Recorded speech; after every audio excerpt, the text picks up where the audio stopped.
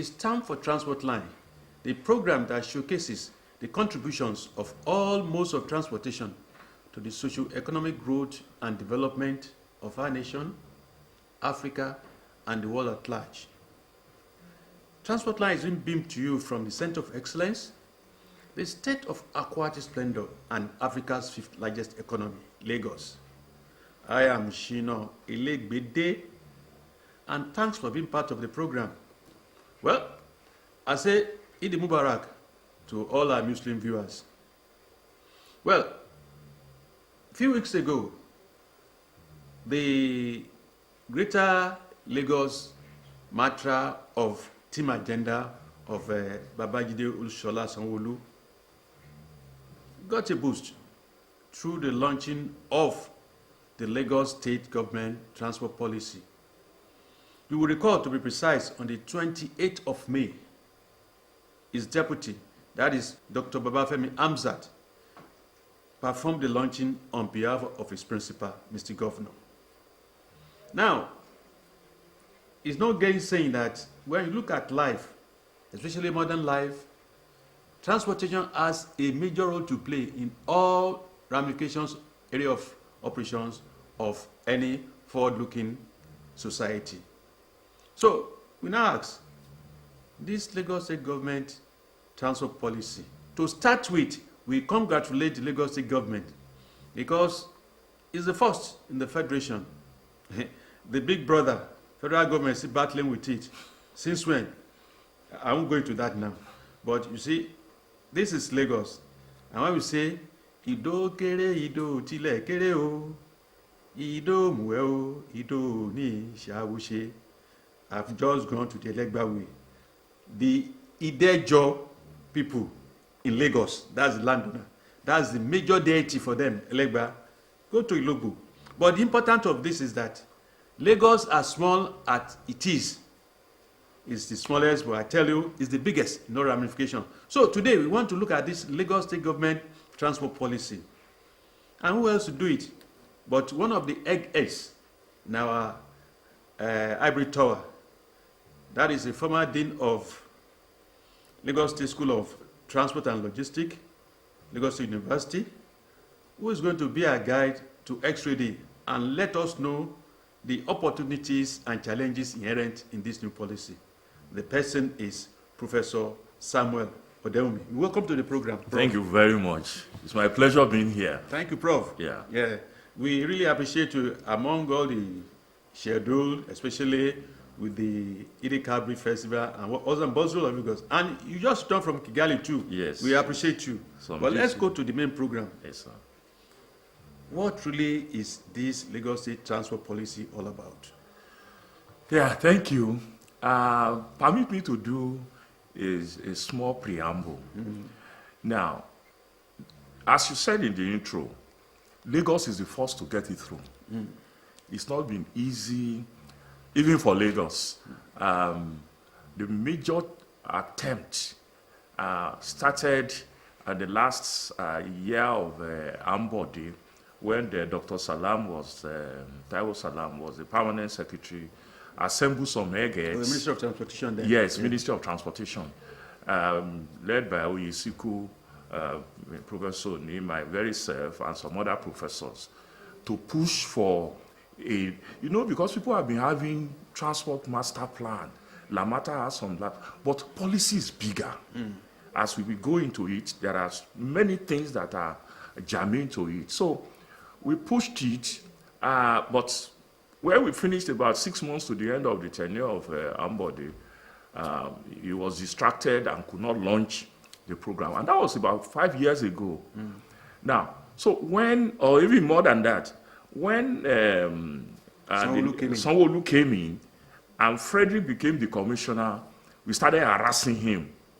Get this, and because he himself is a technocrat, he said, look, let me tweak some aspect of, perfection is the enemy of practical. When you want to make a document perfect, if you are not very careful, you are not going to get anything. So he kept at it, and when he perfected it with the committee led by Dr. Banjo, and also Professor Oyesiku was also part of it, in order to keep the memory line of the initial group. So he pushed it to make sure, that is Professor Frederick, Dr. Banjo. Frederick, okay. as the commissioner. Yes, he pushed it almost to the last day. He couldn't get it out. So when Mr. Oshiemi became commissioner, I started harassing him day and night whenever I see him. To the extent that whenever he sees me, he will also say, okay, they've signed that document, they are launching it. Because I know the evil that surrounds it. Policy, transport policy.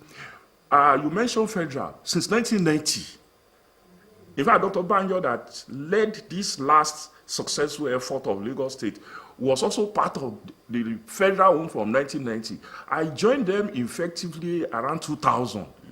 And we've been taking it up and down, because it has too many interest stakeholders, especially in the ministry. Ministry of Works, Ministry of Aviation, Ministry of Environment, all of these are interested, and nobody wants to cede his territory. So it's really very difficult. So I congratulate Lagos State government for being able to push through. No matter, in fact, I used to tell people, you cannot have a perfect transport policy, but this one is really good. It's very, very, very well crafted, very compact. It has a different orientation to the first draft, but it is, and to have it, because in the next 5 years, even as the document says, in the next 5 years, they should do a review. They divided the period of implementation to 15 years. The first 2 years, they call it immediate, those things that must be done. After third year, the third year to the fifth year is the short term.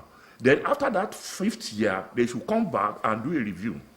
So the document was broken into 5 chapters. After the forward written by the governor, the preface by the commissioner Oshiemi, and the acknowledgement by permanent secretary Musa Olawale, the first intro is what they want to do with transport and how important it is. As you said, you see, we normally say it this way: transportation is the artery through which all the socio-economic activities of life moves. When it is not functioning well or it is grounded, life stops. I normally illustrate that, look, during COVID, what was grounded was transport. And just imagine how life becomes. Even though the federal government allows so many other, freight, food, and some medicals to move around, imagine if it is totally grounded. So the efficiency of a society, economically, socially, because if it's not good, you won't even be able to go to work, you won't go to school, you won't go to hospital, your wife will not be able to go to the hospital to deliver, and you won't even be able to do your owambe. So transport is that critically important. When it is not functioning, your economy it's like the thread that ties the society. The more it releases it, the better. So we are grateful to the government, and I have always said this everywhere I go, that someone will recognize the importance of transport from day one. That's why its first T is transport and traffic management. So that is somebody who understands it. And it gladdens my heart always that if you want to make Lagos function, let the transport move. Let people be able to get to where they are going and go back on time. That is the biggest contribution you can make to people's lives. Because even if you want to go and you grant them in the grid law, they are burning fuel, they are burning. And if you have observed in the last 2 or 3 years, you will discover that we call it travel time has been shortened. Movement is a bit easier in Lagos. He had some headwinds in the first term. The COVID and the SARS activities slow him down seriously on transportation. So that is the entire. So the structure of the book, I mentioned minus the preliminaries, which I've mentioned. It has 5 chapters. The first chapter is the introduction, what it intends to do, its beliefs, its system, its focus and order and scope. The second chapter is the vision and the objectives that they want to achieve. Normally in transportation, there are basic objectives. You want a safe, sustainable, affordable, environmentally friendly, integrated, coordinated. So those are the objectives. Now, they now went into chapter 3, how they intend to achieve it. And in that chapter 3, there are 11 pillars. I will go to them one by one. I first of all give the summary, then you may take me up on one by one. Then chapter 4 is they now pick how those pillars will affect all the modes. The land, the rail, the water, the air, the pipeline, how those 11 pillars will affect each of those. So then chapter 5, which is the end of the chapter, is now the milestone. They now break it. Okay, this is what we said we will do on the road. Well, year one, what are we going to do? What do we expect to see? If we fail, what do we be missing? So that is what they did in the chapter 5. So that is the basic structure of the project. So now, if I may take the chapter 3, which is the core mandate. I said it has 11 pillars. The first is accessibility for all. That, look, this transportation plan that we intend to do for Lagos State, everybody should be able to access it, no matter what. The second pillar is they want to relate transportation with land use. Those of us in the business know that Lagos is monocentric. All of us go to the same center, Marina. The traffic is designed to go to the same center in the center of Lagos. They now want to make it polycentric, that there will be centers of development away from this center, that Badagry will have his own center of development, the Epe will have some clusters, so that all of us will not be heading in the same direction at the same time. Everybody know that, for example, the rail that is running, in the morning it goes full loaded, then it goes back empty. So they want to change that. That's the second pillar, besides accessibility, land use and transportation. They want to marry them so that it will be easy to plan the direction of the people. Then thirdly, they want to deal with the governance. Look, how will the federal relate with the state? How will the state relate with the local government? So that's another whole feaster in solving, because Lagos has a lot of the property of federal government. So they want to resolve certain things within this planning period, policy period. Then number 4, they want to have inclusive transportation system. When you say inclusive transportation system, you want the physically challenged, the vulnerable, elderly, school children, then the gender issues, women who are carrying material to the road. So that is then socially, the extremely poor, those behind the rural areas. How do we ensure they are part of this system? So that is inclusivity in there. Then the other one that is important, because we need to move financing and cost recovery. That's one of the bane of transportation all over the world. To recover your money as a government is tougher than World Cup.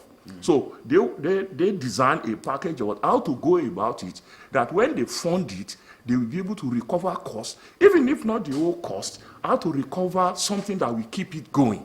Because if the money is not sufficient to keep it going, then you will have services that are up today and down tomorrow.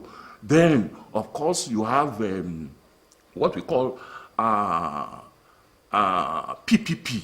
That's another pillar they want to use. It's a very strong pillar because no government can do it alone without the input of the private sector. Then, of course, they now want to design budget planning. Not that a government will come, will not know how to continue. I don't want to give specific examples. You see, a governor came, shut down almost the entire funding of, for example, Badagry Expressway, and the thing was on the ground for almost 4 years. Nothing happened. But because there's no systematic budget planning process in place, so they want to avoid that going forward, that there will be a budgeting and planning process going. And next, they want to have monitoring and evaluation. There must be monitor, okay, we said we will be in kilometer 10. Are we in kilometer 2? Are we in kilometer 5? So monitoring and evaluation. Of course, the number 9 of the pillar is capacity building and institutional arrangement. Institutional arrangement is Ministry of Transportation up there, Lamata here, Laswa here, last month there, NVA here. How do you arrange the institution? But beyond that, how do you get people that are professional and they've done the rule? Even at the federal level, we call it professionalization. You see, presently, they may train you as the best engineer. Look at Ojewuro before they move him to maybe as a director to somewhere else. Ojewuro has become almost the Bible of a transportation system. But because the place is not professionalized, he was taken somewhere. Even Dr. Taiwo, who even had professional training with Dr. Mubiriala in UK, was taken to local government affairs. But if you professionalize, you'll be able to retain, as you train lawyers in that Ministry of Transport. So this will be the memory bank in terms of transportation, logistics, and planning in that. So that is also very important. Now, number 10, I told you 11 pillars, is they want to do, how do you do stakeholder engagement? That you will be relating with people as you go along. They call it expectation management. This is what we are going to do. It's going to pay you a bit. So you have identified all the stakeholders. Then the sequence with which you'll be meeting them. And of course, the last one, which is very, very important. They're already doing it. They call it pilot project management strategy. That is, if you bring, like, let me give you the illustration of what they are doing. They have 2 electric vehicles that they are piloting in Lasso. They bring them in the evening, charge them, operate them. Because if you bring in resources massively and it was not pilot tested, if they fail, it is usually very costly. So they want to go by that approach, that anything you are bringing, you must do pilot testing, collect the data, do your study, do your research, and go ahead. This is of chapter 3. Let me leave, because we may not be able to even digest that one. Chapter 4 is now the modal. Let me interject you there. Yeah. Because the practicality of things, it is what we are really after. Yeah. Lagos State government transport policy really is centered on provision of safe, reliable and sustainable, affordable system, modes of transportation, irrespective of your origin, your status, and your locations. You're right. With the present situation, how do you think you can achieve this? You mentioned among the 11 elements you reeled out, I was really thrilled with the issue of stakeholders. Yeah. And from what Dr. Obafemi Hamza, the Deputy Governor, said, and Mr. Oshiemi, the Honorable Commissioner, during launching, experts and stakeholders were consulted, and you've confirmed it now. Yeah. But the issue now is this: when you look at it, nowhere, from what I've heard, from what you say, unless you want to elucidate further, is the issue of keke napep, Okada riders, the incorrigible, uncontrollable yellow buses, in terms of reckless driving and deliberate violation of the traffic codes. Where are we going? Yeah, thank you. You are taking me to that chapter 4, and I will go there. But I request that we have enough time to make meaning out of, because if we do it, if you can't finish the first episode, we do a part 2. All right. Because we need to enlighten the people, we need to carry them along. Yes. Because it's the practicality of it that matters. Yes. I appreciate the assembling of eggs and whatever. But the important is what is the need for the people?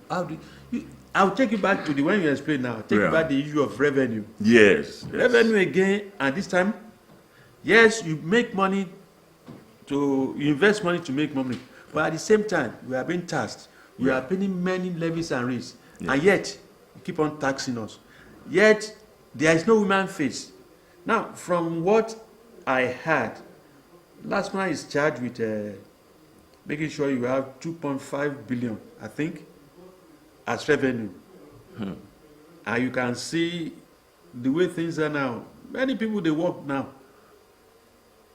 And if your car breaks down, they don't want to know.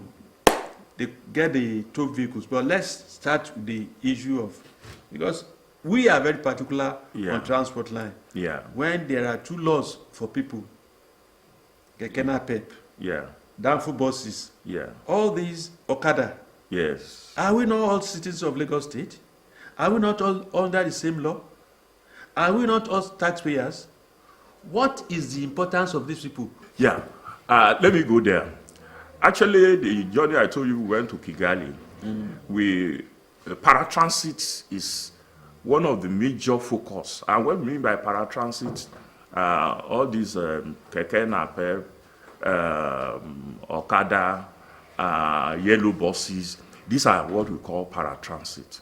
And it's not only in Lagos, there are problems of some sort everywhere. Neighboring country, if you don't do that with Benin Republic, they obey the law. For example, East Africa that we went, okay, Uganda has it. Kigali does not have it. Kigali, but if you check the population of Kigali, it's not up to population Lagos. of Lagos. I know. So now, what Lagos state government said in the policy is that, I told you that's chapter 4 where they are dealing with the modes. Now they now say, as far as land is concerned, this is the outlook of government. We want public buses to be the main engine of mobility. The rail, we want that. But for now, the keke, the motorcycle, the korope's, and the yellow buses, they have a role. But they want, and that's why I said all the 11 points will be cascaded into each mode. They now want local government to be able to husband, manage that level of transportation that is termed first mile and last mile.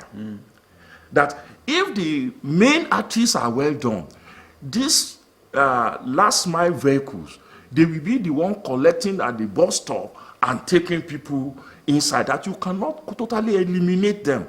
But as far as wish and policy trust is concerned, the idea is by the time we get it right, there may be no need for this paratransit to be on our main artery. So they want local government. So that's why, I told you one of their first pillars is accessibility to all. So if they are not done that, then they will have said, okay, because either to the general mantra is that, look, ban this, we ban that, but they have to move to them to where they should belong. Because at every pyramid of transportation system, every mode has its niche. And in fact, that's why the word integrated is very important. You must be able to integrate the modes, because it is not transport planning if they are not coordinated, if they are not, because, for example, if you want to travel by water, you end up on land. You travel by air, you end up on land. You travel by rail, you end up on land. You must find a way to integrate all those modes together. So, in the policy, although, as we normally say, sometimes wishes are not horses. But as far as the policy is concerned, the idea is to turn the paratransit into first mile and last mile niche of the Lagos state transportation system. Prof, like you said during the course of this program, definitely we can't finish this. Definitely, because we have not even treated one finish. Next week, we will continue in this.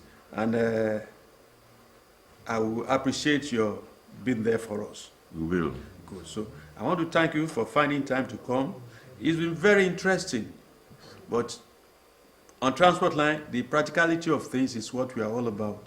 Thank you. It's like in Nigeria today, you talk about micro and macro economy. Yes. But if people cannot get money to feed themselves 3 or at least 2 times daily. We will start with that on financing. So, yes, that's where we are going to start. Recovery. That is what we are going to do, because financing, from what I heard, LASMA, VIS, Institute of Transport, they've all been giving targets.